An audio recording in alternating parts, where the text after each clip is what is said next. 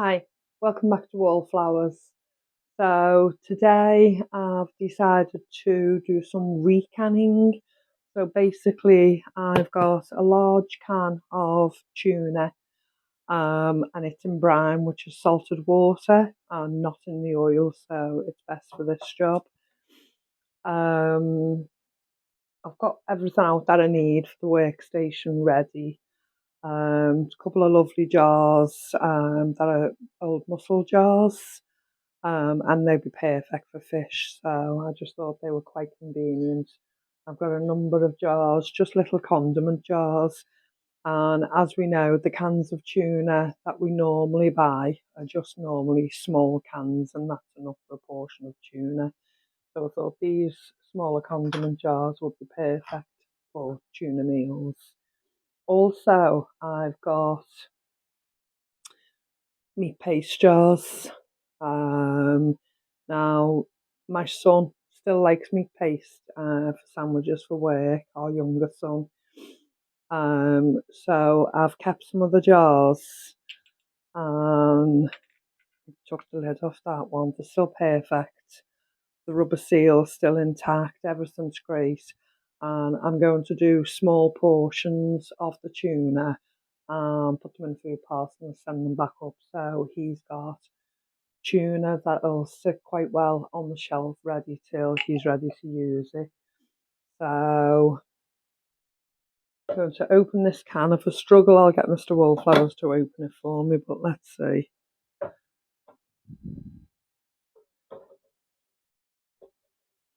Now what I've done is I've put a towel out with it being fishy, and we know it's quite a pungent smell. I've put a towel out to work on to capture any leaks. I'm going to stop, let Mr. Wallflowers open this for me, and I'll be right back. Thank you for opening that for me. So as I was saying, I've put a towel out because of the juices, and it'll just save that extra bit of mop up should I have any spillings. I just wanted to say about this towel, I don't actually buy tea towels anymore. I actually buy hand towels, and I use them as tea towels. And there's a couple of reasons I do that. Obviously, a towel's much more absorbent and dries dishes better. And I've seen over the last few years to not be happy with tea towels because they didn't seem as absorbent. It still didn't dry dishes, plates, etc. properly. So I crossed over to hand towels and I'm actually enjoying using them. So I keep those rolled up in the drawer and I have a supply of them now. I've still got some of the old tea towels, but I do like the hand towels as tea towels. At the same time, I do the same for dishcloths and I use a face cloth, a face flannel.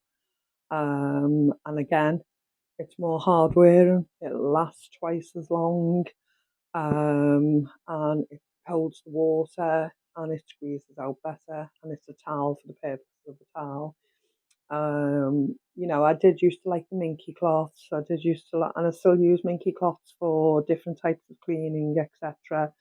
But we can cut up clothing, we can cut up old towels that have got holes in, and that's preferable. If you've got an old towel, instead of going out and spending money and buying these, cut up the old towel and use the old towel and make dishcloths out of it, face flannels, and indeed hand towels to use as tea towels. They're much better, much more absorbent, and they last a hell of a lot longer. So I'd say I put that up anyway to mop up any spillages and mess because knowing me, I'm going to do it. So I'm just literally going to decant this big can into the smaller jars. It's a lovely pinky colour and of course smells like tuna. I paid £2 for this tin. It's a John West tin. As I say, it's the tuna's in salt water. And I can't remember what the weight on it was. 1.7 kilograms of John West tuna. So, not that we're bothered about brand names, but we're impressed with ourselves if we can get them rather cheaply. That might be a bit much in there. One.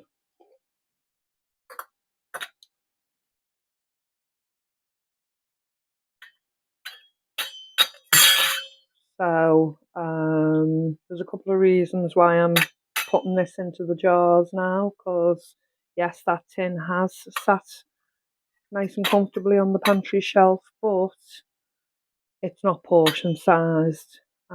Yes, I can these up and do it on the barbecue fire outside, but whilst I've got the electricity to use the canner, I'm going to make the most of it and do that and have them in the portion sizes ready for us to use.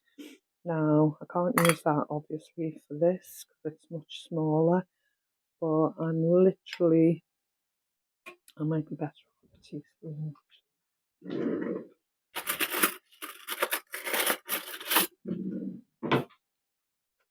I'm literally going to do the same, but obviously on a much smaller scale. And this is just enough individual portion to do sandwiches for my son for a day for work. And just give him nice quality tuna sandwich that he can add bits to. I'm sure he'll be grateful for these.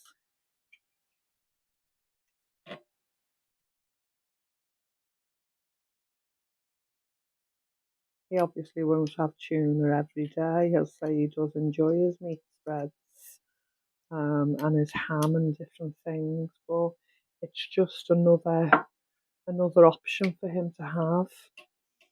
Okay, I'm going to go ahead and fill all of these jars now and get them ready for the canner. Okay, so I've got all the jars done. I managed to get 7 condiment size jars and 8 sandwich spread size jars. So not too bad for a £2 tin of tuna. I'm just about to place them in the canner. Sometimes these will float, but I'll try and pop them in between the other jars. Just stay there, Mr. Walpole, it's okay.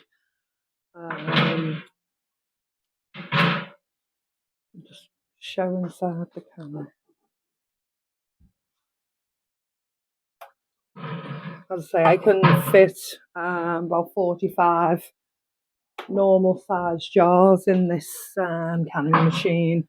So mine's not like the American ones. Mine's a German digital canner.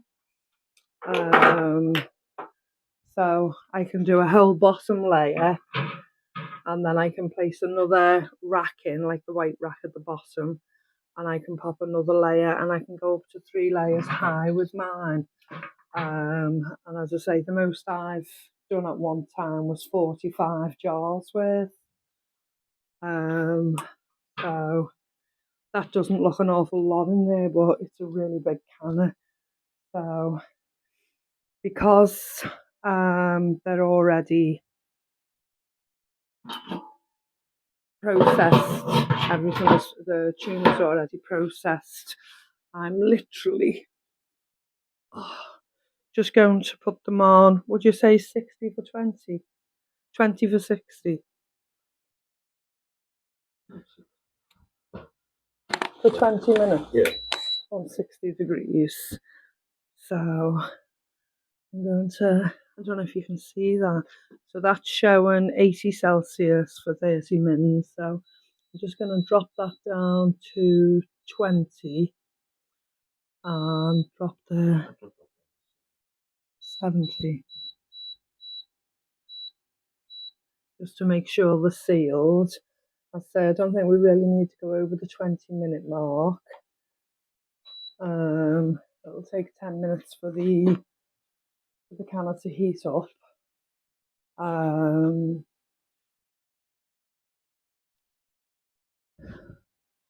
what I did want to show you was I do this quite regularly. Lost my breath there, just trying to get up and get down. I do this quite regularly, and I generally pay about £2 for the larger tins. So baked beans I do on a regular basis, and I generally get about 9 jam jar size jars of beans out of each £2. Size 10 can, really, catering can. They're called size 10s, aren't they? Catering cans. So for £2, I normally get 9 normal size tins out of it, and the same with the others. So fruit cocktail, desserts. Sometimes I can get that one for £1. Sometimes I pay £2. But I like to have it in. The boys like it sent up in a parcel, and I like it as well with some cream. And chickpeas, obviously, for cooking meals, making hummus, whatever we need it for. And again, sometimes £1, sometimes £2. So to get 9 jars or cans out of that is a godsend and a brilliant way of saving money. As I said, the reason I'm recanning these now is to make sure I've got the electricity use for the canner, and make sure they're in correct portions for me to use when I come to use them. So although I'm looking at the freezer and trying to can stuff out the freezer, I'm also looking for my bulks that I have to can off into portion size. So if you can grab these, you can can in the oven. These are already processed stuff. You literally do the same as what I've done. If you have your really good American jars, good on you. If you haven't, the recycled jars that I use work for me well enough. Do all the same process, fill the jars, put them in the oven on the shelf with the tops on. Don't over tighten them, just hand tight, and put them in for 15 to 20 minutes on 200 degrees, in the oven, electricity, gas, whatever you've got. They'll vacuum seal. The food's already processed. You're not worrying about cooking it. You're just vacuum sealing it in a portion size jar. I'd say if you've got the canner, all well and good. If not, your oven is viable to do oven canning for these processed foods. Okay, thanks for joining me today. I'll see you soon. Bye.